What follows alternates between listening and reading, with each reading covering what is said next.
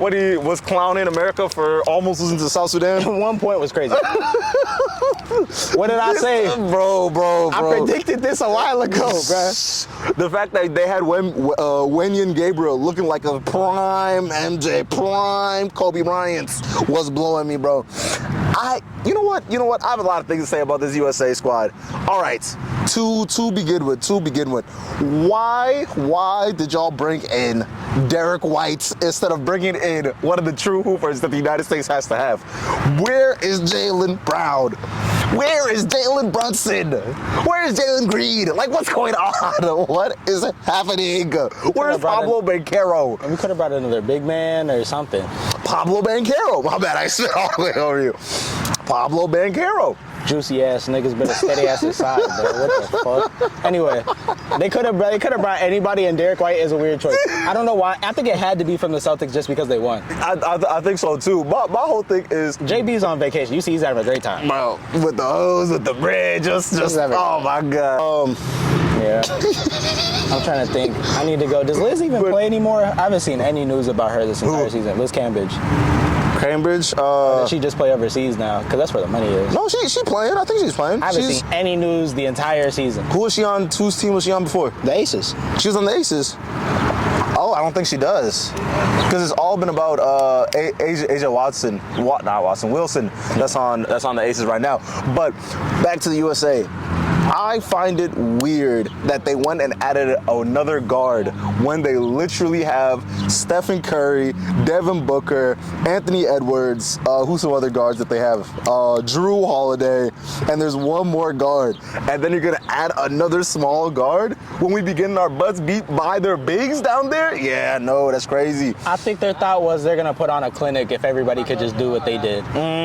Like if Steph is just knocking down like 60% of those shots, everybody else just got to hit like a good 30%. One of my favorite parts about watching the USA team, while I'm watching the USA play, I feel the aura through the screen. Yeah. Like the fact that everyone pulls up is like, oh yeah, no, we are like a lot better than y'all. Like to the point where it's like Devin Booker's one of our bad players is insane. That's insane. You know what kind of scares me? To see how happy everybody is when we lose. You know what? I don't think it's fair. I don't think it's fair that we get punished for the actions of this country. We never agreed. We was never part of the program. Hey, whoa, hey. You mad at LeBron? Wait. Like, we not even gonna get into all that. My whole thing is, we haven't even seen Kevin Durant play. You know what? Ooh, I think we're moving too fast. Watching Kawhi not play and having him sit out made me sad. Because is he really, like, literally not be able to, like, play or do anything? He literally went and took the pictures and bowed out there. It makes me sad because Kawhi has been one of my favorite players for so long. And the fact that I'm watching his career, like, go out this way has been so depressing to me. Because if bro, he was literally the Kobe of this era, bro. You see the dude be one of the best isolation players in the world? Yeah, bro. Everybody is not LeBron. We are blessed with his non-injury havingness. Kawhi is having a very regular, really good career. That's fair. Of any regular player, that shit is very average. He's having a very average injury rate, bro. He is old. LeBron should not be doing this. He got special steroids. He's getting stem cells. He's spending his millions on stem cells, I'm telling you. Bro, and that's the part that be blowing me too, because Kawhi has got 2 rings, a whole bunch of points, Doesn't Kawhi have 4? 4 rings? No. He has one with Toronto. He has one with the Spurs. He doesn't have multiple rings with the Spurs? No, he has. Does he have multiple rings with Spurs? I swear he has 3 or 4 rings because Tim Duncan has 5. Yeah. And Kawhi was on at least, I think. Kawhi got 1 ring from the Spurs. He got 1 ring from the Spurs, 1 ring from Toronto. He has 2 Finals MVPs. That's all. It's crazy. Oh my God, that bro is crazy. And like being able to watch a player like this have such esteem and go out like this always hurts my soul. Like, I am not ready for when Russ actually bows out from the league, because it's like, wow, that's literally my childhood just spinning away. No, I don't need that, bro. I don't need that. But 14 and 2019, you are correct. And then the more that I watch this squad, I'm watching all these superheroes not have any liabilities on the court, and it's been so enticing to watch, because it's like the amount of times I've watched watch Devin Booker get double teamed, triple teamed, and then just like lose because of it is insane to me. Because of no one could guard a player like Devin Booker head to head. But once you get to the league, everyone is just scheming for him because the rest of his players can't hoop. Clearly, somebody's a liability because they're almost losing everybody. So I think it's Embiid. Embiid is not acting like Embiid, and I don't like this. If you're sending the A team and we're 1 point, we almost lost basically. Like we were one small error away from losing. Bro, the part that blows me is the fact that again we have LeBron putting on that back and putting the game away. This is ridiculous. Didn't they almost lose to fucking Dennis Schroeder? The man that turned down $80 million, to go play in Germany, and he whooping out. We're like, what the heck? I think it's one of those things where it's like NBA players, when they do leave, their stats just go all the way up because they have no one else that's just hindering their greatness from the floor. Who else was on that? It was Dennis Schroeder. There was a center guy or a power forward. Like their team wasn't even crazy. Y'all are about to lose. It's very all right again and again. I think it's a combination of the fact that there's so much ISO players. Yeah. It's really shifting the way you're supposed to play the game. Yeah. But the part that they're missing out on, if you want to play this way, you need to have everybody firing at all cylinders. Yeah. And watching a guy like what's his name, Embiid, consistently try and foul bait is blowing me. This is not where you're doing that. You're 7 feet. They don't play like that ever. What do you mean? There's no need for them to ever train like by Olympic rules. So that's why I think that everybody's like habitually buns, because their first instinct isn't to actually like play the game. That's why I'm not too worried about this, because if they do something like the 2004 Olympic squad, I'm going to blow my mind, because the amount of yapping that I've been doing about the fact that this squad is one of the greatest Olympic squads ever. I think Noah Lyles has been proven undeniably correct. Let's be completely honest. They can win, and he's right. What do you mean? They can win a gold medal, and Noah Lyles is still world champions of what? Like y'all are very mid at the best. I wouldn't say all that. You beat every team by 1 point. Y'all. I think it's more so once it actually gets to the serious time, because keep in mind we're literally only at like the preview. Like the Olympics start on Friday. Yeah. So right now it's all preliminary, it's all fun and games, no one's taking it really serious for real. Yeah. But the fact that we're not giving these folks like 40 and 45 is a little bit, We used to run up 100 on some teams. Like it was like an all-star game. You know what's crazy? The WNBA team beat the same Germany squad by 50. Yeah. They're doing what we should be doing, and the fact that no one is talking about it is blowing me. And that's what I'm saying. So it's like, and I've been predicting this for the longest. America's best players aren't even Americans anymore. Yeah, that's true. And it's the top 5 players are not. If they give LeBron a silver medal, you know we getting 4 more years of LeBron, right? Like he's not headed it out that way. He gonna be 46, putting in some super serum. Like I'm telling you, he gonna transform. One of the funniest things about the Olympics, I was doing some research for the whole Olympics and how it started and the whole gameplay. The way that they test for steroids is pretty easy to be circumvent, because they're only testing for certain chemistry molecule bondages when they are like trying to do steroid testing and things of that nature. Yeah. So literally, if you're able to just change a molecule here, change a molecule there, or you know what, just make something they haven't heard of yet, you're up. I know this isn't what we're talking about, but can I sidebar real quick? Yeah, Cook. What were we talking about right now? Drugs that people are making so they become superhumans. We were talking about drugs that people are making so they become superhuman, so we can come back. Okay. Michael Jordan played during peak steroid era. Somebody brought that up, and I was like, well, goddamn. like, you know what the funniest part about all that is? Bro, everybody else was taking Craig, was hitting the needle. 100%. Like, but that guy. like 110%, no way around it. They were. Oh my God. You remember when you see all those pictures and they're bald and they look all old and shit? Their eyes are just like bugged out for real. They're taking drugs. Oh God, bro. And that's the fun. Why was Mike bald? He had an anger problem. Hey, he might have beat it before the turn of the century. But did you ever watch Winning Time? No. So for the Lakers, I don't know who it was. Fuck, I should remember this. I don't think it was Robert Horry or something of that nature.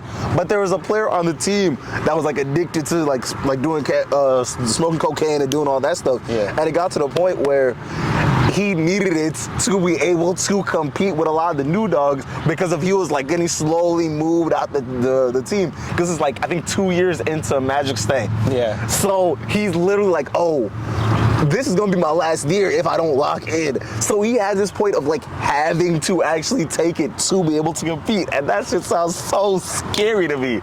Oh my God, your whole world is collapsing unless you do this drug. That's wild. That's why I think that people that put their kids in football are like, you should take their kids from them. Like, if you genuinely want your kid to play in the NFL, like, you hear the stories of what these dudes have to do to play on a weekly basis. And then they're like, and then they added a day and everybody's like, what the fuck? They're just habitually injured. Talking about they're out for an injury, they can't walk. Like that. If they're out for an injury, they literally can't move. I know I've said this before on the pod, but like watching Hall of Fame NFL players walk around is some of the funniest shit ever. If it's not like the one foot is deeper than the other one, or their back is a little bit misaligned. Yeah, bro, shit's wild. You ever? Spice Adams used to go on podcasts and talk about his time in the NFL. He's like, he think he probably got CTE, back messed up, knees messed up, got a messed up shoulder, elbow, like everything, bro. Yeah, no, I think he broke his leg one game.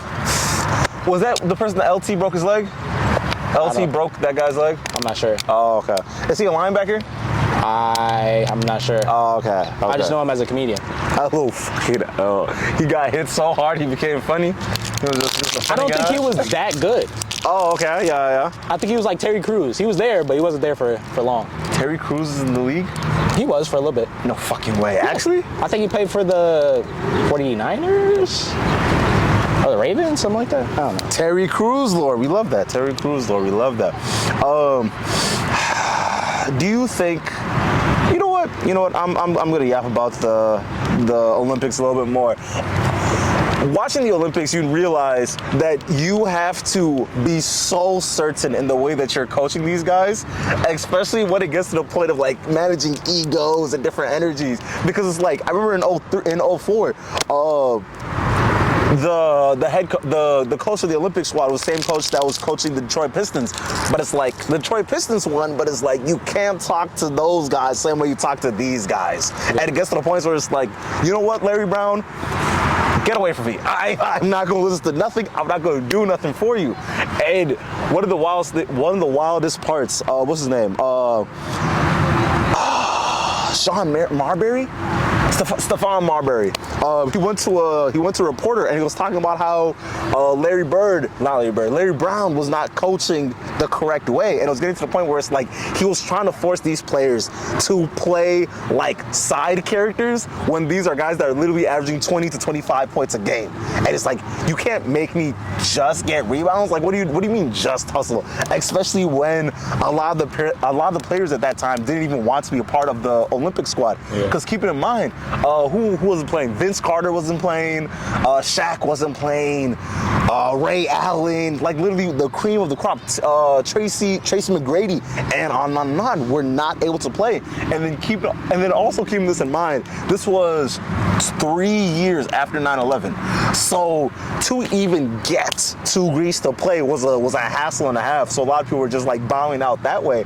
So not only do you not have your best players, not only do folks hate your head coach, but on top of all of that, he's trying to play the old heads before they play the young heads, which is wild to me when you have a LeBron, a D-Wade, and a Carmelo Anthony all on your squad at the same time, and you still don't want to play them. That's insane. That was a lot of facts you just said. Yes. You know what? I think anybody could really could really learn from what you just said. Be adaptive to your players. I'm not even gonna lie. Yeah, any coach could probably learn from that. I hate I could have been ass coach. Them motherfuckers piss me off. Oh my. Oh, what do you mean? Like they could have been hoopers, but like things happened or what? And then they gotta treat me crazy. They're like, you good? You could be the best. Like, bro, I don't even play like that. This is just some shit to do with my friends. You want to play professionally? This was never on my plans. Oh my God. You just wasted time, man. Don't even come back. I'm the best player on the team. The thing that blows me when you know your squad is not good, but they're like trying to like force it out of you. Oh my God. Or they like, I don't know. I just don't like a coach that like will push you harder than you're like actually better than. Because it's like your team could be mid, and it's like I could be the best player. Okay, what is me being the best player on a mid team? Like, what is that? Okay, I go extra hard at practice, and then y'all can't finish or set a screen or nothing. Like, what do you want me to do? When the games come, it's just me all over again. I'm doing all the heavy lifting. I'm guarding the best player and putting up 25 points. No. I feel like if you're not gonna ask your best player to leave, if you have a mid team at least, if your team is like very like buns, I feel like you can't ask your best player to try to be so much better than the other players if he already is. Okay. Oh, so your coach is trying to make you even more better than these players, or what? My thing is, tell that nigga to play somewhere else. Tell him to go to somewhere where he's a little more average, you know, so he can actually like get more skills naturally. That's fair. Instead of just like I think that inflates your ego. You hitting crossovers on somebody that can't play defense type shit, you know? No, I definitely feel that. I didn't feel like the GOAT until I started playing D2 players. It was tough. It was definitely tough. Yeah. You know what's funny? I've been doing a lot of the Pro-Am stuff right now, right? And I remember like cooking folks, right? And then I remember these guys playing. And I'm like, so these are like D2, D3 overseas guys. And I've seen bro just heat all the way up. And I'm like, wow. Bro just put up 30 points, half-assing it. That's insane. That is insane to me. I think a lot of those guys are D1 guys with bad attitudes. That's fair. They're just not coachable. And that's fair. That's the unfortunate part for a lot of players. If you're just like a dick, you can't. There's no way to like put you on a roster. Yeah, that's fair. You're not gonna follow directions. You're not gonna work with the teammates. If you can't eat your ego, it gets difficult trying to get ahead of yourself and actually improve, because it's like, why should I take a step back? I'm literally better than him. Yeah. And why are you yelling at me like I don't have 15 points already? It's been 30 minutes. It's been like 10 minutes. But like, it's like Melo theory. Melo and Kobe, and like I will forever stand on this. Telling niggas to play like Kobe is not good. Point blank period. Do not play like Kobe Bryant. You will make your team exponentially worse.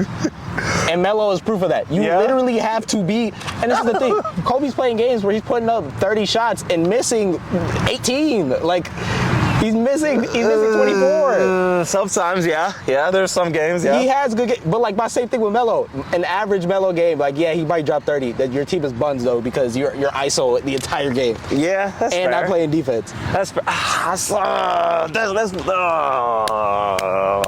the dead ball era is some of the most insane ideologies to me, because it's like that was the way to win. That literally was the way to win. The Knicks could not find a way to win. I don't think it was.